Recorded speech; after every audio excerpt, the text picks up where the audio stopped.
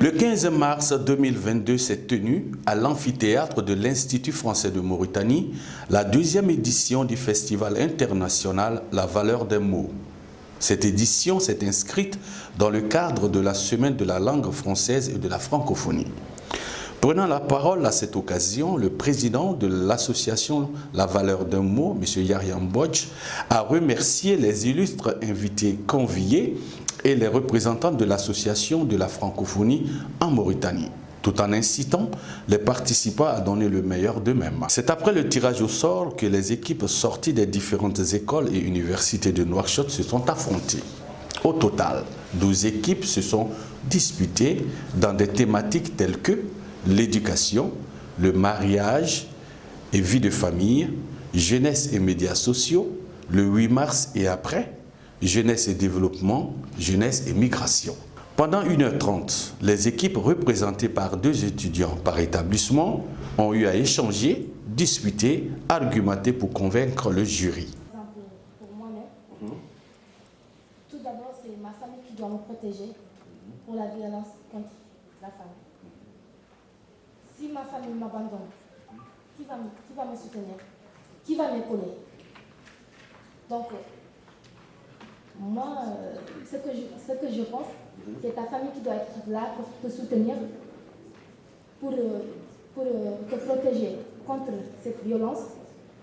Et pour la personne qui est mariée, c'est ton mari qui doit être présent pour toi. Ton mari doit toujours être là pour te soutenir. Je reviens à rappeler que la femme est à l'origine de toute l'humanité. Nous devons la soutenir, nous devons la protéger. Et moi, personnellement, je dis que le 8 mars, c'est insuffisant pour fêter la journée de la femme. La femme doit être respectée éternellement et doit être honorée chaque jour, du jour au lendemain. Merci. Donc, en conclusion, c'est l'homme qui devrait protéger la femme. Merci. Merci. Très bien. La même question. Merci beaucoup. Pour moi, je pense que la première personne qui devrait protéger la femme, c'est la femme elle-même.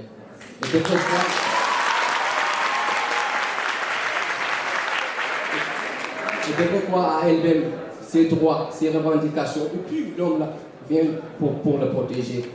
Donc ça c'est important qu'elle s'instruise, qu'elle sait ce qu'elle devrait faire en tant que femme, en tant que fille et en tant que citoyenne. Là, après la protection des hommes, des parents et tout cela. Donc je pense que pour la protection de la femme, ça dépend qu'elle-même. Alors, vous avez très certainement déjà entendu le terme la jeunesse d'aujourd'hui sera l'avenir de demain. Ça, vous l'avez déjà tous entendu. Et le problème de la jeunesse d'aujourd'hui, c'est qu'elle manque de cette prise de conscience en fait. Et il y en a, je vois très bien qu'il y a une amélioration parce qu'il y a des gens qui commencent à se lever, à aller dans des territoires inconnus, à essayer d'entreprendre. Mais malheureusement, il y a encore certains qui ont toujours ce manque de confiance-là, en fait, pour aller de l'avant. Donc je crois que ces jeunes-là qui ont besoin de sensibilisation, de conseils, ils devraient comprendre que le pouvoir du pays, c'est entre nos mains à nous. Parce que dans le futur, c'est à nous de prendre soin de ce pays-là. Et c'est aussi à nous, dans le futur, de laisser des messages aux générations qui viendront après nous. Oui. Mariage et vie de famille. Tout d'abord, on sait que le mariage est une chose très sacrée. Mais malheureusement, aujourd'hui, nombreux sont des jeunes qui se marient par diverses raisons, à savoir les filles.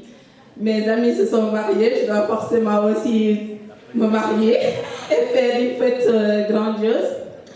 Et les hommes, mes amis se sont lancés, pourquoi pas moi, en oubliant l'engagement du mariage. Alors, pour revenir aux questions principales, à savoir, est-ce que l'homme doit attendre un statut financier pour pouvoir se marier? Je dirais non. Prenons l'exemple du prophète paix et salut sur lui et sa femme Khadija qui avait 40 ans et lui qui avait 25 ans. Et il n'avait pas une situation financière autant costaud pour se marier. Mais il a fait... Et ils ont vécu, alhamdoulilah, 25 ans sans problème. Le mariage, c'est tout simplement un engagement et le respect, la communication, c'est la base. Mais l'argent ne fait pas le bonheur. Tout d'abord, comme elle vous dit, le mariage n'est pas une chose très simple. C'est un engagement, c'est une nouvelle vie et donc tout le monde doit apprendre à compter sur son partenaire et à lui-même. Donc pour moi, l'argent, il ne faut pas avoir un tonne d'argent, mais il faut quand même un fonds financier pour sa famille.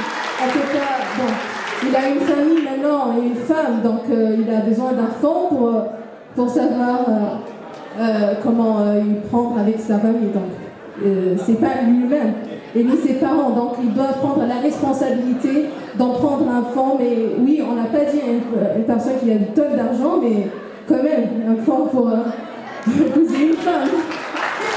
Un jury qui avait la lourde tâche de sélectionner 6 équipes parmi les 12 qui prendront part aux phases finales du concours La valeur des mots qui se tiendront le mois de juin. Après les rencontres après-midi disputées, le jury a fini par délibérer. Ainsi donc, le verdict a donné comme qualifié pour les phases finales la faculté des lettres et sciences humaines, l'école des sciences appliquées aux technologies d'informatique et de management, la faculté de médecine, l'Institut international de communication et de management, la faculté des sciences juridiques et économiques, l'école des sciences d'informatique et de gestion. Et c'est dans cette ambiance de fête, de congratulation, que le monde venu en grand nombre a pris congé de l'IFM.